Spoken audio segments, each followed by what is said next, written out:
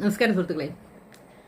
ഇന്ന് എനിക്ക് പറയാൻ ഞാൻ പോകുന്നത് ഒരു വ്യത്യസ്തമായ വിഷയത്തെക്കുറിച്ചാണ്. അതിനു മുമ്പ് ഞാൻ പറഞ്ഞോട്ടെ, ഞാൻ എൻ്റെ വീഡിയോയിലും അല്ല എൻ്റെ പേജിൽ കൂടി പറയുന്നത് എനിക്ക് പറയാൻ അറിയാവുന്ന, അത് അങ്ങനെ തന്നെ പറയണം. ചില ടെക്നിക്കൽ കാര്യങ്ങളെക്കുറിച്ചൊന്നും എനിക്കറിയില്ല.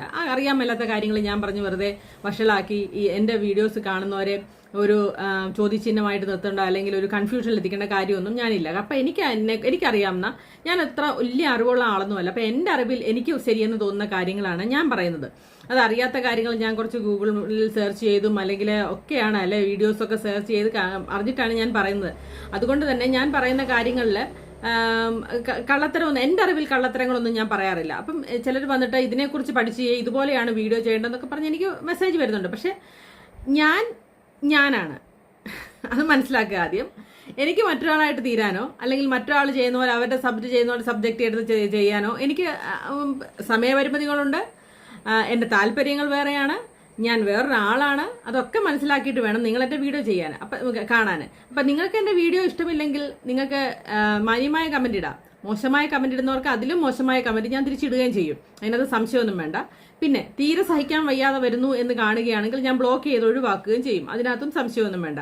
അപ്പം എനിക്ക് പ്രതികരിക്കാൻ അറിയാൻ പറ്റുന്ന, എന്നെ കൊണ്ട് താങ്ങാൻ പറ്റുന്നതൊക്കെ ഞാൻ എടുക്കാറുള്ളൂ. അതിൽ കൂടിയ കാര്യങ്ങളൊന്നും ഞാൻ എടുക്കാറില്ല എന്ന് നിങ്ങൾ മനസ്സിലാക്കുക. അപ്പോൾ എൻ്റെ ഇഷ്ടം കൊണ്ട് ചെയ്യുന്നതുമാണ് ഞാൻ. എനിക്കിപ്പം ഫേസ്ബുക്ക് കാശ് തരുന്നതുകൊണ്ട് ഫേസ്ബുക്ക് എൻ്റെ നിന്ന് കാശ് മേടിച്ചിട്ട് എനിക്ക് ജീവിക്കാൻ വഴിയുള്ളൂ, അങ്ങനെയൊന്നും ആരും ചിന്തിക്കുകയും വേണ്ട.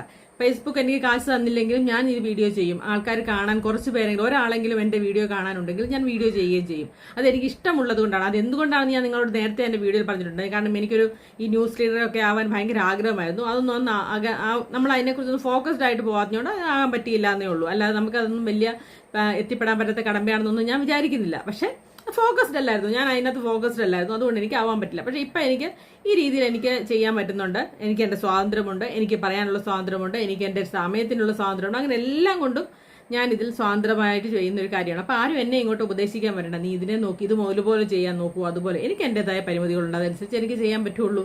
അപ്പോൾ കാര്യത്തിലേക്ക് കിടക്കാം. ഞാൻ പറഞ്ഞു വന്നത്, കഴിഞ്ഞ ദിവസം ഞാൻ ഒരു ഇൻ്റർവ്യൂ കാണാനിടയായി, ഒരാളുടെ കവലപ്രസംഗം കാണാനിടയായി. അപ്പം കഴിഞ്ഞ ദിവസം കുറേ കുട്ടികളുടെ ഈ പ്രകടനങ്ങൾ കാണാനിടയായി. ഇങ്ങനെയൊക്കെ കുറേ ഇടയായപ്പോൾ എനിക്ക് മനസ്സിലാവാൻ സാധിച്ചത്, കഴിഞ്ഞ ദിവസം നമ്മളെല്ലാം ശ്രദ്ധയിൽപ്പെട്ടാണ് പിണറായി വിജയന്റെ വീട്ടിൽ വി.ഡി. സതീശൻ ചെന്നപ്പോൾ, നമ്മുടെ മുഖ്യമന്ത്രി ചെന്നപ്പോൾ ചെറുമകനോട് ചോദിക്കുന്ന ഒരു ചോദ്യമുണ്ട്. എവിടെയാണ് പഠിക്കുന്നത്? സർവോദയയിലാണ്, നാലാഞ്ചിറയിലുള്ള സർവോദയയിലാണ് പഠിക്കുന്നത് എന്ന് പറയുന്നു. CBSE അല്ലേ? അതെ, CBSE ആണ്. അത് കേൾക്കുന്ന മലയാളികൾ അല്ലേ, സാധാരണ ഇവർ പറയുന്ന കേട്ട്, ശിവൻകുട്ടിച്ചേട്ടനൊക്കെ പറയുന്ന കേട്ട് സാധാരണ നമ്മുടെ ഗവൺമെന്റ് സ്കൂളിൽ വിട്ടത് മലയാളികൾ ഒന്ന് ചിന്തിക്കും. ഇതിനകത്ത് എനിക്ക് വ്യക്തിപരമായിട്ട് എനിക്ക്